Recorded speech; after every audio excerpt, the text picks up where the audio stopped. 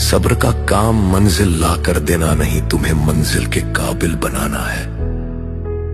आज जो अधूरा लगता है, कल वही तुम्हारी कहानी का सबसे चमकदार दृश्य बनेगा।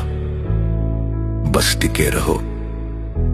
कुदरत अपनी स्क्रिप्ट किसी को दिखाकर नहीं लिखती,